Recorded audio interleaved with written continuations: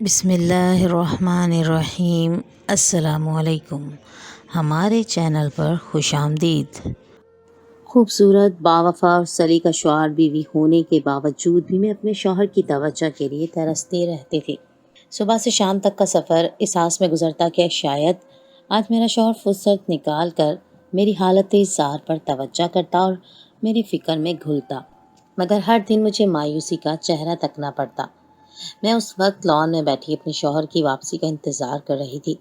جب گیٹ کھلنے کی آواز آئی، میں نے ایک امید کے تحت کھڑکی سے باہر جھانکا کہ شاید آج میرا شوہر اکیلا گھر آیا ہو تو میں اس کے ساتھ ڈاکٹر کے پاس جا سکوں، کیونکہ پچھلے کچھ دن سے میری طبیعت مسلسل خراب رہنے لگی تھی اور اس وقت بھی میرے گھر کا کوئی بھی کام کرنا مشکل ترین لگ رہا تھا۔ مگر میں یہ دیکھ کر دھک سے رہ گئی کہ میرے شوہر کے ساتھ آج پھر ایک نہایت خوبصورت لڑکی آئی ہوئی تھی۔ میں اس لڑکی کو دیکھ کر مایوس ہو گئی تھی، کیونکہ جس روز میرے شوہر کے ساتھ گھر میں کوئی لڑکی آتی، اس دن میرا شوہر سارا وقت اس مہمان کی مہمان نوازی میں ہی لگا رہتا تھا۔ بظاہر تو لڑکی ہمارے گھر ایک رات کے لیے کرائے پر کمرہ لینے آتی تھی، مگر میرے شوہر کے رویے سے کبھی کبھی مجھے لگنے لگتا تھا کہ یہ سب بس ایک بہانہ ہے اور کچھ نہیں، کیونکہ وہ جیسے اس مہمان کو توجہ دیتا تھا وہ مجھے کھٹکنے لگتا۔ اب بھی میں نے حسین جوان لڑکی کو اپنے شوہر کے ساتھ دیکھا تو اکتا کر کچن کا رخ دیا اور کھانا تیار کیا، اور پھر کچن سے نکل کر ارد گرد دیکھے بنا سیدھی اپنے کمرے میں پہنچی۔ میری نظر میں ایک رات کا مہمان میری توجہ کا مستحق ہرگز نہیں تھا، اور میں یہ بھی جانتی تھی کہ میرا شوہر اس لڑکی کو خود اپنے ہاتھ سے بنا کھانا کھلا کر اور اوپر والے فلور پر موجود اکلوتے کمرے کی چابی دے کر ہی آئے گا، اس لیے میری توجہ یا مہمان نوازی کی یہاں کوئی ضرورت نہیں رہتی تھی۔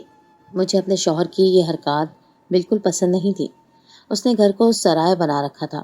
جب بھی کوئی مسافر لڑکی ملتی تھی وہ اسے ہوٹل کی نسبت کم قیمت پر کمرہ اور گھر کا کھانا پینا دینے کی آفر کرتا، گھر لے آتا تھا اور پیسے لے کر اوپر والے کمرے کی چابی دے دیتا تھا۔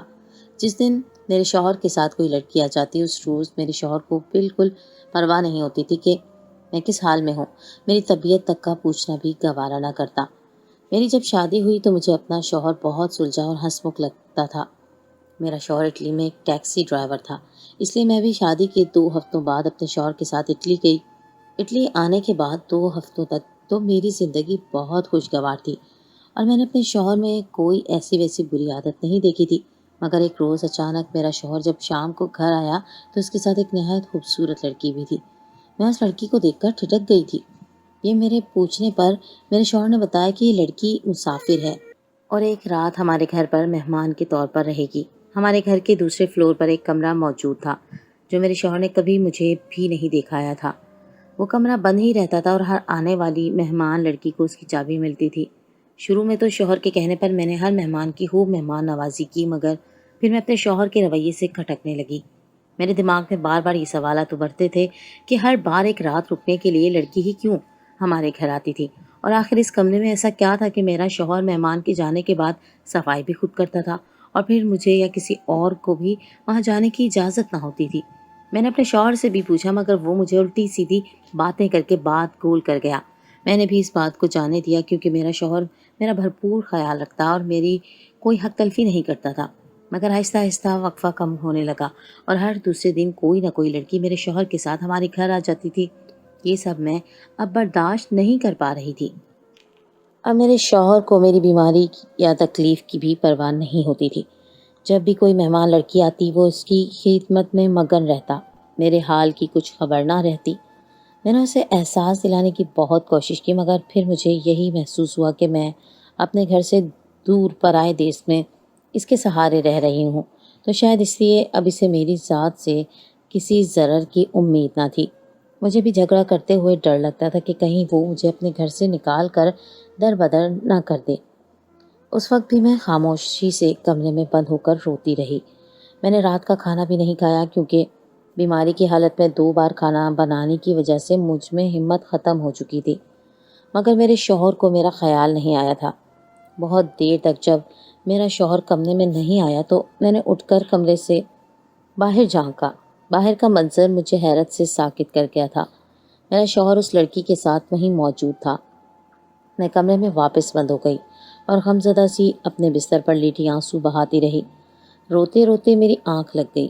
صبح اٹھ کر دیکھا تو میرا شوہر معمول کے مطابق حشاش بشاش سا کام پر جانے کے لیے تیار ہو رہا تھا۔ مجھے جاگا ہوا دیکھ کر معذرت کرنے لگا اور بولا کہ میں رات کو جب کمرے میں آیا تو تم سو گئی تھی، تمہاری دوا بھی لے آیا تھا، میں نے تمہیں نہیں جگایا تاکہ تمہاری نیند خراب نہ ہو۔ میں خاموشی سے اپنے شوہر کو دیکھ رہی تھی، کیونکہ رات جو کچھ بھی میں دیکھ چکی تھی اس سے مجھے یہی لگ رہا تھا کہ میرا شوہر رات بھر اسی لڑکی کے ساتھ مصروف رہا ہوگا، مگر میں صرف ایک شک کی بنیاد پر اپنے شوہر سے باز پرس نہیں کر سکتی تھی۔ میں نے اسے بتایا کہ میری طبیعت ٹھیک نہیں تھی، اس لیے شاید جلدی آنکھ لگ گئی۔ میری بات پر میرا شوہر پریشان ہو گیا اور مجھے بستر سے اترنے سے روک دیا۔ مجھے خود ناشتہ دے کر وہ آرام کرنے کی تاکید کر کے گھر سے چلا گیا، اور میں یہ سوچنے لگی کہ میرے شوہر کا کون سا رویہ سچا ہے اور کون سا منافقانہ۔ اگر وہ مجھ سے واقعی مخلص تھا تو پھر ان لڑکیوں کے ساتھ کیا کرتا تھا؟ وقت گزاری یا پھر واقعی میرے شوہر کے کچھ خاص مقاصد تھے؟ جب میں نے خود کو مسلسل سوچوں میں الجھا ہوا پایا تو تھک کر اٹھی اور کمرے کی صفائی کرنے لگی۔ کام میں مصروف ہو کر ہی میرا دماغ اپنے شوہر سے ہٹ سکتا تھا، مگر کمرے کی صفائی کرتے ہوئے جب میں نے میلے کپڑے سمیٹے تو اپنے شوہر کی شرٹ دیکھ کر مجھے جھٹکا لگا اور بے ساختہ میرے ہاتھ سے شرٹ گر گئی۔ وہ شرٹ میرے شوہر نے ایک دن پہلے پہنی تھی اور رات کو وہی پہنے ہوئے تھا، اور اب اس شرٹ پر ناخنوں کے نشان سا کچھ لگا ہوا تھا۔ میں پھٹی پھٹی آنکھوں سے اپنے شوہر کی شرٹ دیکھ رہی تھی۔ میں نے جلدی سے وہ شرٹ اٹھائی اور الٹ پلٹ کر اس کا جائزہ لیا۔ نہ وہ شرٹ پھٹی ہوئی تھی، نہ ہی میری یا سلوٹ زدہ لگ رہی تھی کہ میں سمجھ لیتی میرے شوہر کے ساتھ کوئی حادثہ ہوا ہے۔ وہ شرٹ بالکل ٹھیک حالت میں تھی، مگر اس پر وہ نشان مجھے شک میں مبتلا کر گئے۔ وہ شرٹ دیکھتے ہوئے مجھے ایک دم یاد آیا کہ میرے شوہر کی میرے ساتھ دوسری شادی تھی، مگر میرے گھر والوں نے اچھا انسان سمجھ کر مجھے اس کے ساتھ بیاہ دیا تھا، اور میری ساس بھی مجھ سے یہی کہتی رہی کہ ان کا بیٹا اپنی بیوی کے ساتھ بہت اچھا اور مخلص تھا، مگر ان کی پہلی بہو بہت بری تھی اور اس کی حرکتیں بہت مشکوک سی تھیں۔ میری ساس نے بتایا کہ میرے شوہر کی پہلی بیوی میرے شوہر کی ضروریات کا بالکل بھی خیال نہیں رکھتی تھی، اور ایک بار تو حد ہو گئی جب اس نے اپنے ہی شوہر پر شک کر کے پولیس کو بلوا لیا۔ اپنے شوہر پر الزام لگایا کہ اس نے ایک لڑکی سے زبردستی کی ہے۔ میرے شوہر کو جیل لے جایا گیا، مگر جلد وہ معاملہ سلجھ گیا اور میرے شوہر نے اپنی بیوی کو طلاق دے کر پاکستان بھیج دیا۔ وہ لڑکی پاکستان آ کر بھی یہی چیختی رہی کہ اس کا شوہر عورتوں کو ہراس کرتا ہے، ان کی عزت خراب کرتا ہے، مگر سب نے اسے ہی برا بھلا کہا تھا۔ میں نے یہ باتیں اپنی ساس سے سن کر انہیں یقین دلایا تھا کہ میں ایسا کبھی نہیں کروں گی۔ یہی وجہ تھی کہ میں اپنے شوہر کا بہت خیال رکھتی تھی اور مہمانوں سے بھی کبھی بدتمیزی نہیں کی، مگر اب میرا دماغ الجھنے لگا تھا۔ میں اپنے شوہر کی ان نشان زدہ شرٹ دیکھتی سوچ میں گم تھی۔ ہر بار مہمان لڑکیوں کو اگلے روز صبح میرا شوہر اپنے ساتھ واپس لے جاتا تھا۔ میں نے شروع میں کچھ لڑکیوں کو ناشتہ بنا کر دیا، مگر اس کے بعد میں اب زیادہ تر صرف اپنے شوہر کو ناشتہ بنا کر دیتی اور کمرے میں بند ہو جاتی تھی۔ نہ میں لڑکیوں کے آنے پر ان سے ملتی تھی، نہ ہی ان کو الوداع کہتی۔ اس لڑکی کو بھی میں نے جاتا ہوا نہیں دیکھا تھا۔ میں نے کچھ سوچ کر وہ شرٹ ایک طرف رکھی اور کمرے سے نکل کر اوپر والے کمرے کی جانب بڑھ گئی۔ میں نے سوچا کہ شاید وہ لڑکی زخمی ہو اور اس کا خون میرے شوہر کی شرٹ پر لگا ہو۔ میں اس کمرے کا جائزہ لینا چاہتی تھی، مگر وہ کمرہ ہمیشہ کی طرح بند تھا۔ میں نے وہ شرٹ جا کر ویسے ہی رکھ دی اور سر پکڑ کر بیٹھ گئی۔ میں ہر حال میں جاننا چاہتی تھی کہ میرا شوہر کیا کام کرتا تھا۔ مجھے اپنے شوہر کی پہلی بیوی کا خیال آنے لگا۔ کوئی بھی انسان خواہ کسی دوسرے پر الزام نہیں لگا سکتا۔ وہ بھی باشعور اور پڑھی لکھی لڑکی تھی، اور میں نے سنا تھا کہ اپنی شادی سے بھی خوش تھی، مگر میرے شوہر کی مشکوک حرکات نے اس کا چین سکون برباد کر دیا تھا۔ میں اس لڑکی والی غلطی نہیں دہرانا چاہتی تھی، نہ میں اس لڑکی کی طرح بڑے خاندان سے تھی کہ شوہر سے لڑ جھگڑ کر اسے جیل بھیج دیتی اور خود طلاق لے کر واپس پاکستان چلی جاتی۔ میں واپس جاتی تو میری میکے میں بھی جگہ نہ رہتی، اس لیے میں مصلحت سے کام لینے پر مجبور تھی۔ میں سارا دن کوئی کام نہیں کر سکتی تھی۔ بیماری سے زیادہ مجھے اپنے شوہر کی حرکات نے پریشان کر رکھا تھا۔ اس شام میرا شوہر گھر آیا تو میں نے خاموشی سے اسے کھانا اور چائے بنا کر پیش کر دی۔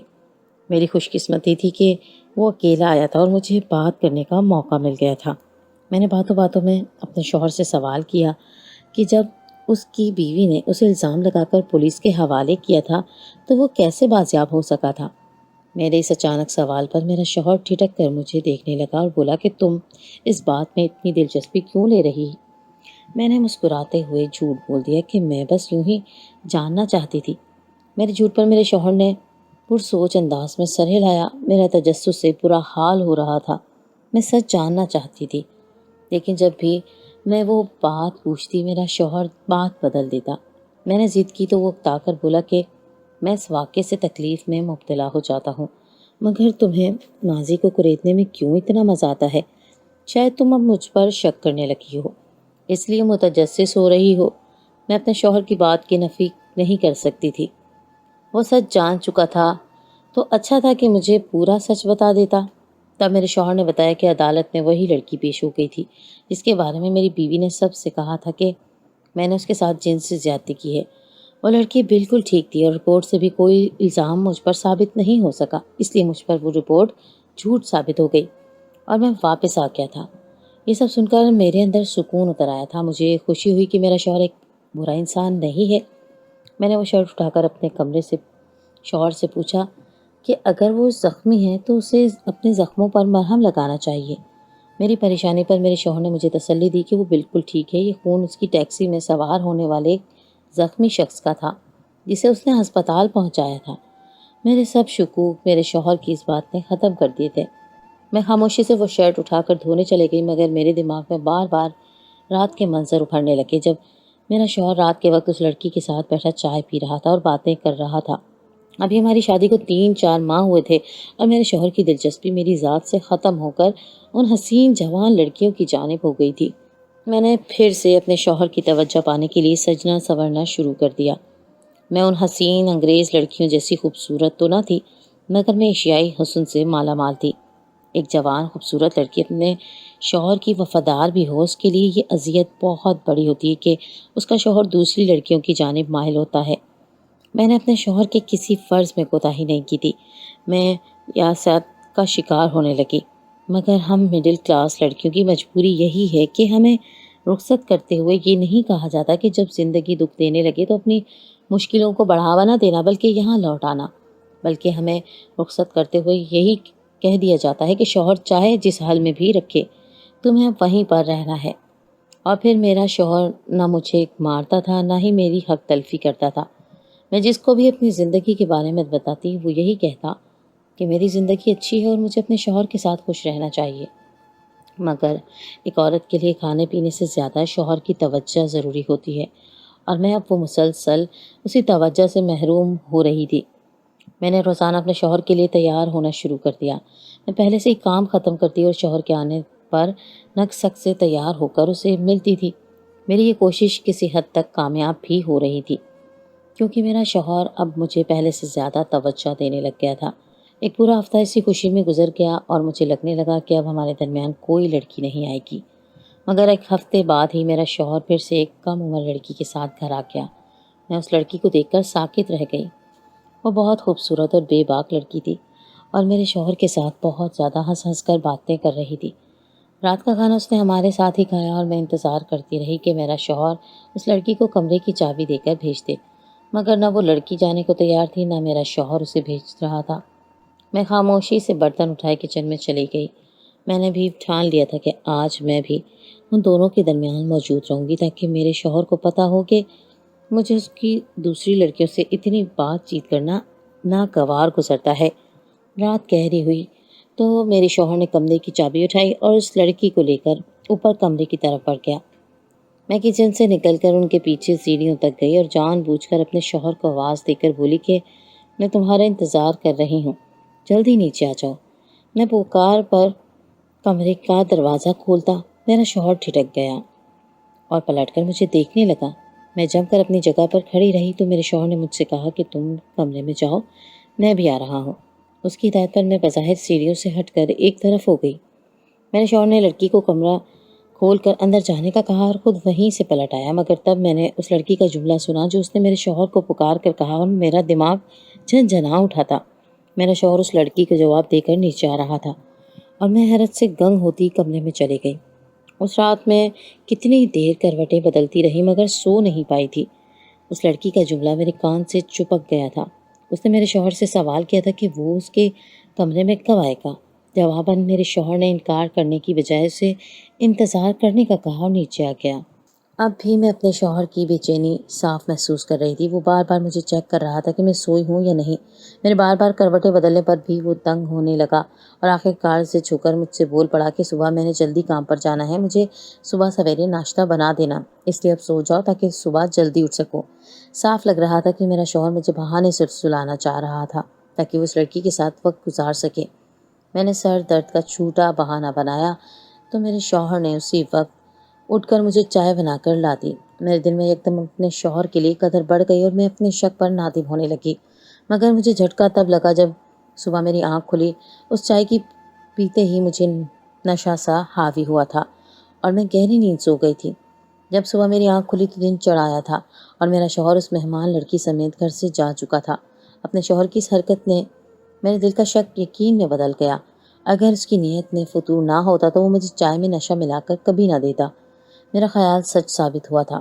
میرا شوہر پھر سے لڑکیاں لانے لگا اور جب ایک روز میں نے اپنے شوہر سے کہا کہ وہ اب کمرہ کرائے پر نہ دیا کرے، اگر پیسوں کی کمی ہے تو میں اپنے خراجات کم کر دوں گی، بچت کرنا شروع کر دوں گی اور ہر حال میں گزار دوں گی، تو میرا شوہر بولا کہ وہ ایسا نہیں کر سکتا، یہ کام کرنا اس کی مجبوری بن چکا ہے۔ اس کی یہ بات مجھے حیران کر گئی تھی۔ ایسی کیا مجبوری تھی کہ وہ میرے گزارا کرنے پر بھی یہ کام نہیں چھوڑ رہا تھا؟ ہر نیا دن میرے دماغ میں الجھن بڑھاتا جا رہا تھا اور میرا تجسس مزید بڑھا رہا تھا۔ اور ایک شام میں نے اپنے شوہر کی چھپ کر کسی سے فون پر باتیں سنی تو میں ہکا بکا رہ گئی۔ میرا شوہر بہت پریشان سا بول رہا تھا کہ وہ صرف پیسوں کی خاطر گناہ کر رہا ہے اور یہ بھی جانتا ہے کہ لڑکیوں کو لا کر جیسے وہ پیسے کما رہا ہے وہ حرام ہے، مگر اس کی مجبوری اسے یہ کام کرنے پر اکسا رہی تھی اور اسے خوف تھا کہ مجھے یعنی اس کی بیوی کو سچ پتہ چلا تو میں اسے چھوڑ دوں گی کہ وہ اتنا گندا کام کرتا ہے۔ میں اپنے شوہر کی باتیں سن کر دنگ سی کھڑی رہ گئی۔ شاید میرا شوہر اپنے کسی دوست یا رشتہ دار سے بات کر رہا تھا۔ میں اسے بات کرتا چھوڑ کر وہاں سے ہٹ گئی۔ میں اب اپنے شوہر کے منہ سے اس کی مجبوری سننے کے بعد بھی اسے کام چھوڑنے کا بولتی تو ہم روڈوں پر آ جاتے اور ٹھکانہ باقی نہ رہتا، نہ یہ پاکستان تک کہ ہم کسی جاننے والوں کے گھر جا کر سر ڈھانپ لیتے۔ میرا پریشانی سے بلڈ پریشر ہائی ہونے لگا۔ میں نے شوہر سے بات کرنے کی کوشش کی اور اسے منایا کہ ہم واپس پاکستان چلے جائیں۔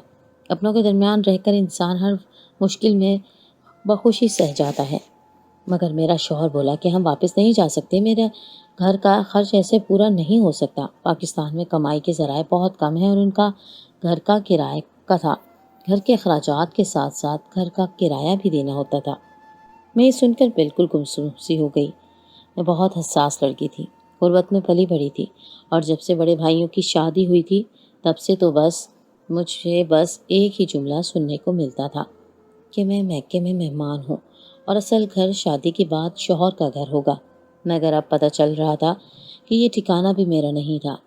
میں راتوں کو چھپ چھپ کر روتی رہتی اور شوہر سے گلہ شکوہ کرنا بالکل چھوڑ دیا۔ میرا دل اپنی زندگی سے ہی اٹھنے لگا تھا۔ میں نے شوہر کو اس کے حال پر چھوڑ دیا، مگر کچھ وقت گزرا تو دنوں کا وقفہ بالکل ہی ختم ہو گیا اور روزانہ میرے شوہر کے ساتھ ایک یا دو لڑکیاں آنے لگیں۔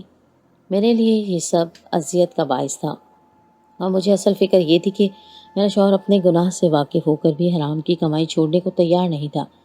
میں اس کمرے کو دیکھنا چاہتی تھی اور یہ ممکن نہیں ہو رہا تھا۔ اس پریشانی میں میری راتوں کی نیند بھی کم ہونے لگی۔ ایک رات میری آنکھ کھلی تو میں نے دیکھا کہ میرا شوہر بستر سے غائب تھا۔ میں ٹھٹک گئی۔ اس روز ہمارے گھر میں مہمان لڑکی آئی ہوئی تھی اور مجھے پہلا خیال یہی آیا کہ میرا شوہر اس لڑکی کے کمرے میں ہوگا۔ میں بستر سے اتر کر دبے پاؤں اس کمرے کی جانب بڑھی۔ کمرے کا دروازہ بند تھا اور اس اندر سے اس لڑکی کی عجیب سی آوازیں آ رہی تھی جنہیں سن کر میرا دماغ ہل کر رہ گیا۔ میں چاہتی تو اسی وقت دروازہ بجا کر اپنے شوہر کو رنگے ہاتھوں پکڑ لیتی، مگر مجھ میں اپنے شوہر کا سامنا کرنے کی بھی ہمت ختم ہو گئی۔ اندر سے لڑکی کے بولنے کی آواز آ رہی تھی۔ میں پلٹ کر کمرے میں واپس چلی گئی۔ میرا دل بار بار مجھے اکسا رہا تھا کہ میں پولیس کو بلا کر اپنے شوہر کو گرفتار کروا لوں، مگر مجھے یہ ڈر تھا کہ اگر لڑکی نے بول دیا کہ وہ اپنی مرضی سے آئی ہے تو میرے شوہر کا کچھ نہیں بگڑے گا، بلکہ میرا گھر خراب ہو جائے گا۔ میں نے اپنی ساس کو اپنے شوہر کی کرتوت بتانے کا سوچا۔ میری ساس بہت اصول پسند عورت تھی اور مجھے یقین تھا وہ اپنے بیٹے کو اس حرام کام سے ضرور منع کرتی، مگر اپنی ساس کو اپنی بات کا یقین دلانے کے لیے مجھے کسی ثبوت کے ساتھ جانا ہوگا۔ میں اس کمرے میں جاتی تو مجھے ثبوت بھی مل جاتا۔ بہت سوچ بچار کے بعد میرے دماغ میں ایک خیال آیا جس پر عمل پیرا ہونے کا سوچ کر میں بالکل مطمئن ہو گئی، اور اگلے روز جب میرا شوہر ایک لڑکی کے ساتھ گھر آیا تو میں نے کہا کھانے میں اپنے شوہر کی ہی لائی ہوئی نیند کی دوا ملا کر ان دونوں کو کھانا دیا اور خود کچن میں چلی گئی۔ میرا شوہر اب لڑکیوں کو کمرے میں چھوڑ کر پہلے میرے پاس کمرے میں آیا کرتا تھا اور مجھے وقت دے دیتا تھا۔ اس روز کھانا کھانے کے بعد جب لڑکی کو کمرے میں بھیج کر میرا شوہر کمرے میں آیا تو بستر پر لیٹ گیا اور پریشانی سے بولا کہ اس کا چہر چکرا رہا ہے۔ میں نے اسے کچھ دیر آرام کرنے کا مشورہ دیا۔ وہ کچھ دیر کے لیے لیٹا تو گہری نیند میں چلا گیا۔ میں نے کچھ دیر انتظار کیا۔ میرا شوہر جب مکمل طور پر بے ہوش ہو گیا تو میں اٹھ کر اوپر والے کمرے میں پہنچ گئی اور جب میں نے کمرے میں داخل ہو کر وہاں کا سامان دیکھا تو میری آنکھیں حیرت سے پھیل گئیں۔ وہاں عجیب قسم کے اوزار اور چیزیں پڑی ہوئی تھی تو میں پہلی بار دیکھ رہی تھی۔ کمرہ عجیب سی سرخ نیلی روشنی میں ڈوبا ہوا تھا۔ کمرے میں ہر طرف دیواروں پر مختلف لڑکیوں کی تصاویر لگی تھیں جن پر بعض پر کراس کے نشان لگے تھے اور بعض پر ریڈ سرکل کیے ہوئے تھے۔ وہ سب دیکھ کر میرا سر بری طرح چکرا گیا تھا۔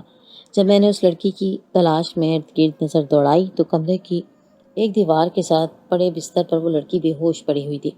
نہ جانے میرا شوہر اس لڑکی کے ساتھ کیا کرنے والا تھا۔ میں اس ماحول کو سمجھنے سے قاصر تھی۔ میں نے پورے کمرے کی ہر چیز چھان ماری اور اپنے شوہر کے کام کی جو اصلیت مجھ پر کھلی وہ مجھے شرم سے پانی پانی کر گئی تھی۔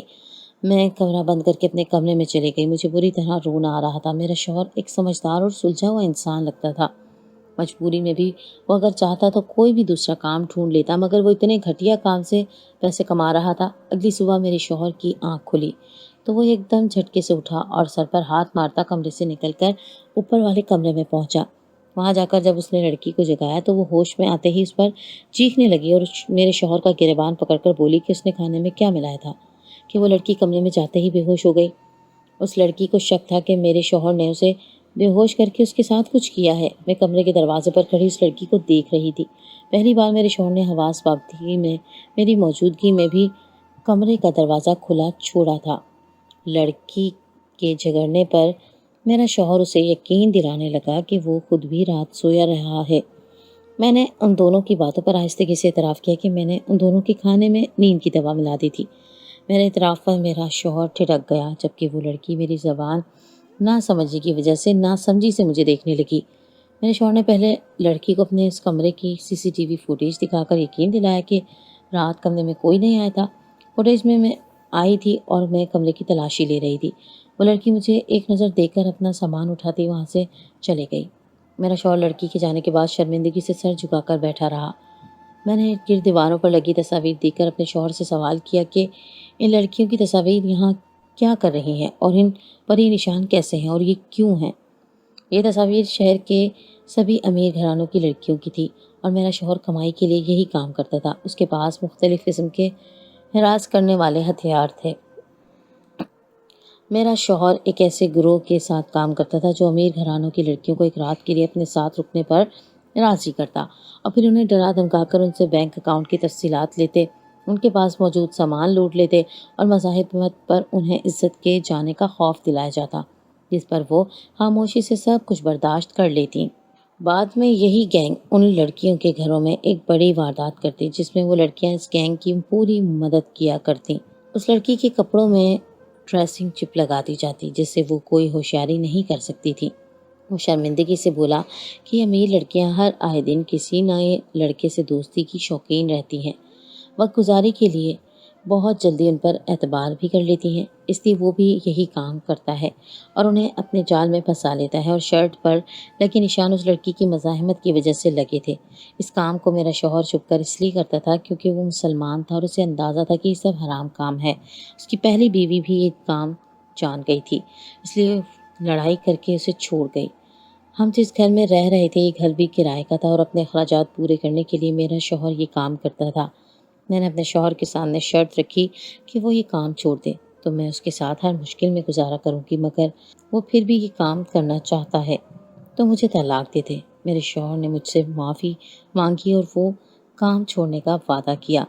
اب میں اور میرا شوہر اٹلی کے ایک بہت چھوٹے علاقے میں رہتے ہیں اور ہم دونوں محنت کر کے کماتے ہیں۔ میرے شوہر نے حرام کمائی سے سچی توبہ کر لی ہے اور اس گینگ کے ساتھ کام کرنا چھوڑ دیا ہے۔ وہ لوگ بہت دفعہ ڈرا دھمکا چکے تھے اور کام کرنے پر راضی کرنے کی کوشش کرتے رہے، مگر میرا شوہر پولیس کی مدد لے کر انہیں گرفتار کروا چکا ہے۔ ہم ایک اچھی زندگی گزار رہے ہیں۔ سچ ہے کہ حلال میں برکت ہے۔